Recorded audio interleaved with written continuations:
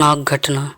यह कहानी राजस्थान के कोटा शहर से जुड़ी एक सच्ची घटना से प्रेरित किसी के असफल प्यार और प्रतिशोध की है।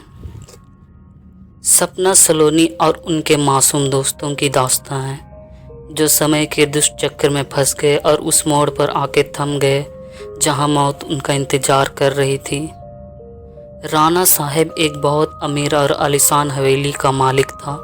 उन्हें अपने से 10 साल छोटी उम्र की लड़की से प्यार हो गया था, लेकिन वो लड़की राणा साहब को अपने प्यार के मायाजाल में फंसा के उनकी जायदाद को छीन लेना चाहती थी।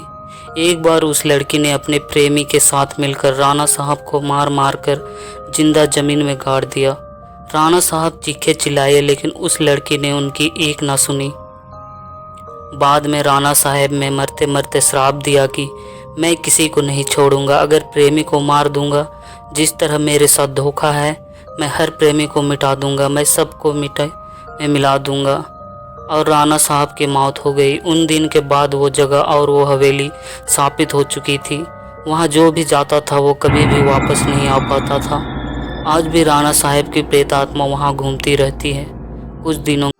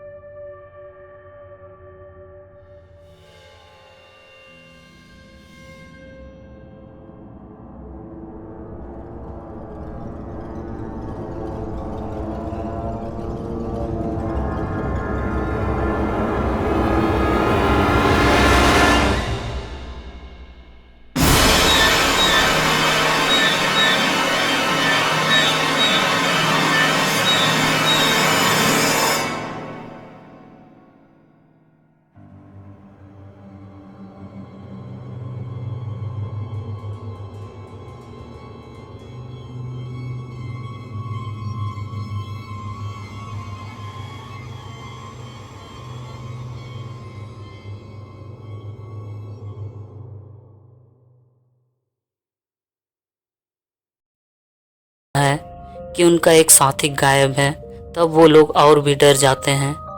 लेकिन समीर बताता है कि हमें यहाँ से बाहर निकलना है तो हमें उस आत्मा को बुलाना होगा और उनसे पूछना होगा कि वो आखिर चाहती क्या है। डर के मारे सभी लोगों ने समीर की बात मान ली और आत्मा को बुलाने के लिए तैयारी हो गए। समीर ने एक रूम में सभी तैयारियां कर ली और बताया कि जब तक हम आत्मा से पूरी जानकारी नहीं जान लेते, तब तक कोई इस रूम से बाहर नहीं जाएगा और कुछ भी हो जाए कोई किसी का हाथ नहीं छोड़ेगा। समीर ने तंत्र मंत्र से आत्मा को बुलाना शुरू कर दिया। कुछ ही देर में तेज पवन और बिजली के साथ राणा साहब की आत्मा उस रूम में आ गई। समीर ने उस आत्मा से बात की, आखिर तुम चाहते क्या हो? तो लोगों को क्यों मार रहे हो? कौन हो तुम? राणा साहब की आत्मा ने कहा, निकल जाओ यहाँ से, मैं किसी को भी नहीं छोड़ूंगा, सब मारे जाएंगे, जो भी यहाँ आएगा उन सबको मार दूंगा। इतना कहकर वह आत्मा चली गई। वो लोगों ने बाद में सपना की आत्मा को बुलाया और पूछा आखिर उसके साथ क्या हुआ था।